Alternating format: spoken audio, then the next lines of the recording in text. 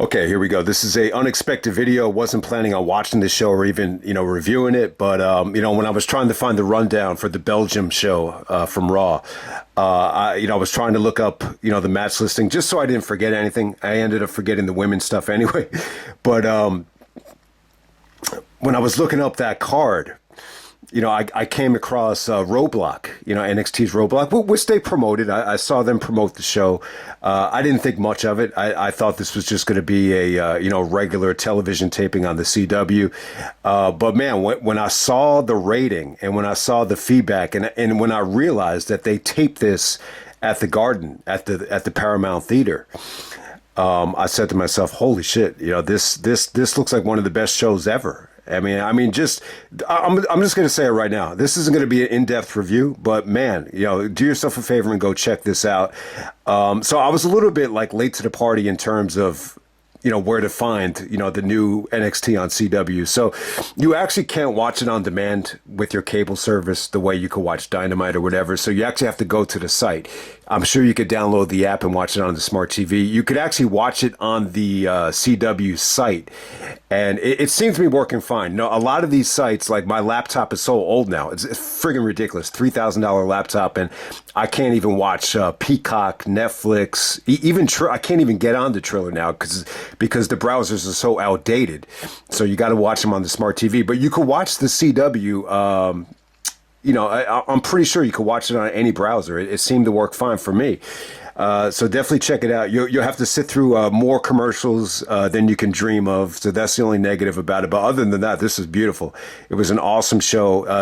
So the show took place March 11th, 2025, from the theater at Madison Square Garden. This used to be called the Paramount Theater. This is actually where the Source Awards was in 1995 when the East Coast and West Coast War started, when Suge actually insinuated the Biggie, joined Death Row, so you didn't have to worry about the executive producer dancing in the videos, which was Diddy. But hey, man, we're going to review Life After Death on March 25th, so definitely look out for that. I'll talk more about it then. But hey, so you remember that it's a great environment, and it's a hostile environment. When you have too many people at odds here, it creates a hostile atmosphere. So you have an attendance here, almost 5,000. They did about 5,000. Got Booker T, Corey Graves, and Vic Joseph on commentary. Every single match was awesome here. So we start off with the Hardys, taking on Fraxium of Axiom and Nathan Frazier.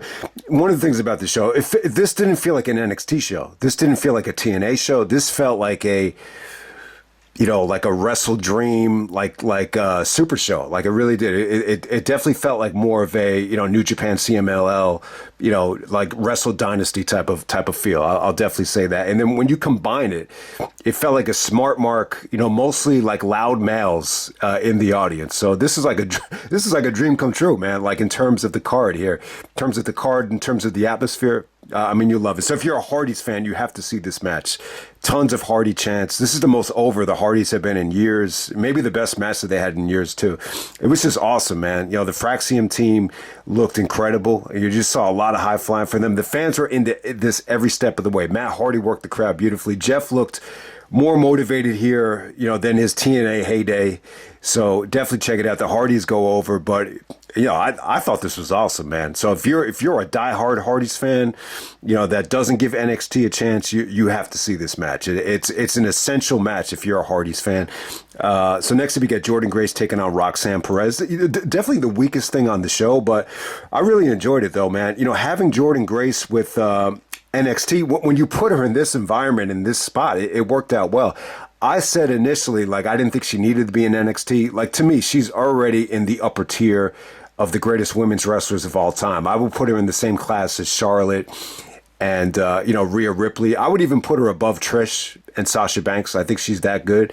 So her being in NXT, it's a little bit baffling. But hey, because they're kind of working with TNA, it only makes sense. So her and Roxanne had a good little match right here. It didn't really overstay its welcome. Roxanne was more of a heel here, doing a little bit more of submissions and slowing it down. But Grace, wins this thing with the Grace driver. The finish came off awesome, though. if you're a Jordynne Grace fan, this was definitely better than their previous match. I think they wrestled at Battleground. I thought this was even better than that. So definitely check it out. The surprise, my match of the night. I got to be completely honest with you. We got Femi taking on Moose. Femi from Nigeria. You got Moose from TNA. Just two, big black dudes going at it and just destroying themselves. The crowd was awesome here. You saw some incredible power moves here. Some great table bumps. Yeah, I mean, just hard-hitting offense. I mean, both guys looked incredible here. So huge win for Femi to go over Moose. This is probably the best match I've seen Moose ever have. I'm not like a huge Moose fan, but man, this was incredible stuff. Next up, you had Javion Evans taking on Ethan Page in the New York City street fight. Most people are going to think this is, I would definitely say, it's up there with match of the night. It was the most entertaining match of the night. There's no doubt about it. Javion Evans, he's like the LaMelo Ball of, the WWE right now. He's definitely the most entertaining wrestler. I mean, this guy is just nonstop action, nonstop high flying.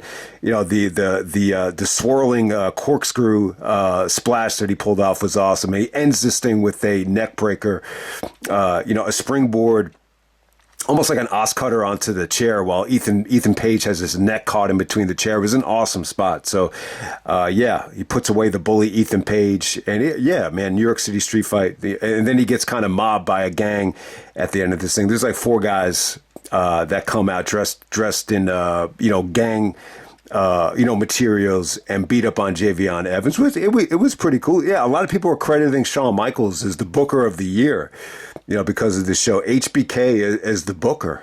I mean, who would have thunk it? And then we got the main event. We got Stephanie Vaquer actually defeating Giulia, to unify. I don't want to say unify, but yeah, she's the WWE NXT Women's Champion and the NXT, North American Women's Champion. Okay, so one of the issues with this show is, like, when I'm looking at the show, I'm like, man, you should have just had this as the premium live event for WrestleMania weekend as Stand and Deliver. Like, this is going to be hard to follow when you get to that. So I'm seeing there's a little bit of issues with Giulia. I saw some of the comments. There was a little bit of debate about visa issues. I'm not sure for which girl. I'm assuming it's Giulia. And they were saying that Giulia is working through an injury.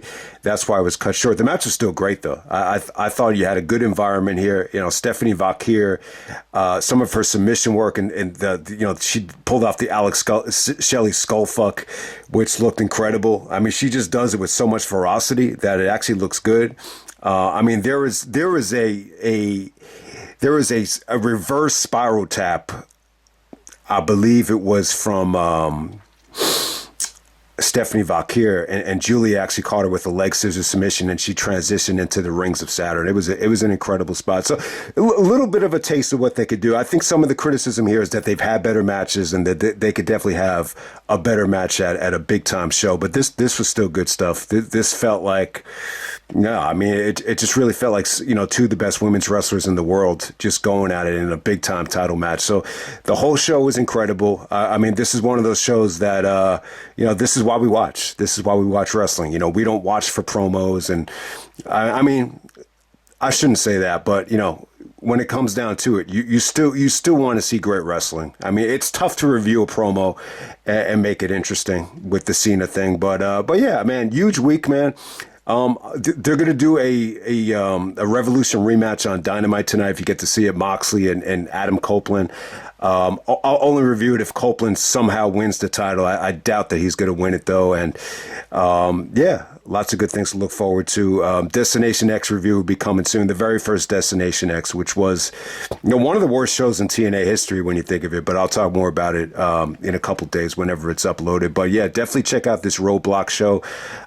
Don't waste your time trying to find it on Peacock because it's not there. Just Google the CW site. Make sure you go to the right site and just watch it. You don't even have to log in.